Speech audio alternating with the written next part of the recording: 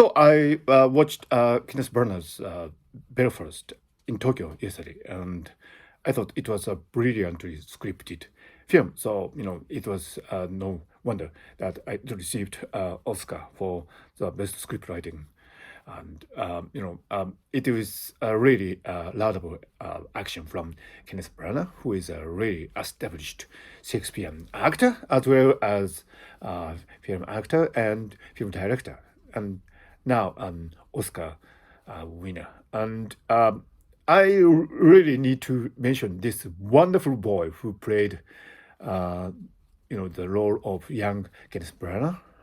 Uh, his name is Jude Hill, and I think probably he should have received an Oscar nomination. His acting was really superb. The film starts from the modern day Belfast and then swiftly cuts into the historic Belfast, where the troubles were causing havoc among people, including the family of the young Kenneth Branagh. And, you know, seen from the child's eye, everything seems so incomprehensible. Why the grown-ups are fighting with each other, and what are the differences between the Protestants and Catholics, and seen from the boy's eye, because probably because he's from the Protestant family and he's in love with a girl from a Catholic family. Everything is incomprehensible. So there's this really wonderful alienation effect, really, where the adults take some issues seriously, but seen from the child's all penetrating, actually rather acute eyes. Everything seems so absurd. The adults seem to be, fighting with each other for no apparently convincing reasons. A situation which would remind us, of course, of the atrocities that are going on in the world today.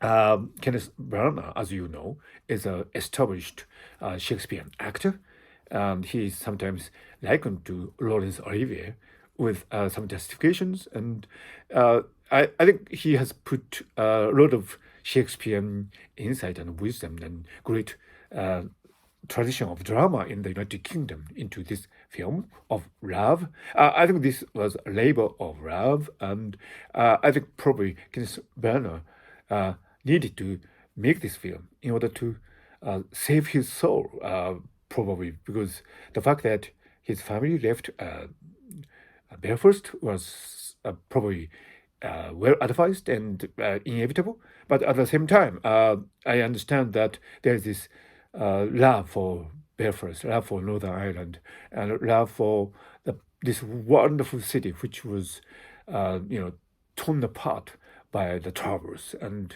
this is what is happening in many parts of the world today. And, in child's development, the so-called secure base is very important. And when a child's secure base is lost, not only in terms of a particular family background, but also in terms of communities and societies and so on, it all leaves a deeply felt scar on the child's psychology. And there's this interplay between what is genuinely human and what is socially conditioned, and this conflict between the particular circumstances of the time and our instinct to bond with each other, love each other, and to be a genuine person is what makes Belfast a really wonderful film to watch.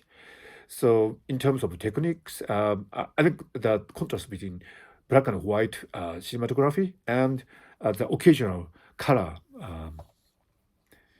scenes were really effective. I should mention that the insertion of a scene from the Chitty Chitty Bam Bam film was a really stunning achievement on the part of filmmaking, because it leaves such a trace of fantasy wonder, very characteristic of the days of the childhood. And I think Kenneth Branagh did justice to not only to his own childhood, but to the childhoods of every one of us, in which we nurture our good instincts and also dream and learn about the wider world and somehow cope with the not so convincing words of adults who go around in the society for reasons incomprehensible from the eyes of a child.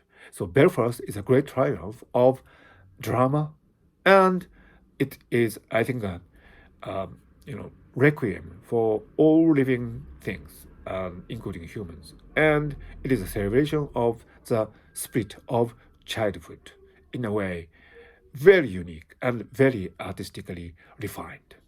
So that is my review of Belfast. And please do subscribe to my YouTube channel, Ken's Brain World. Thank you.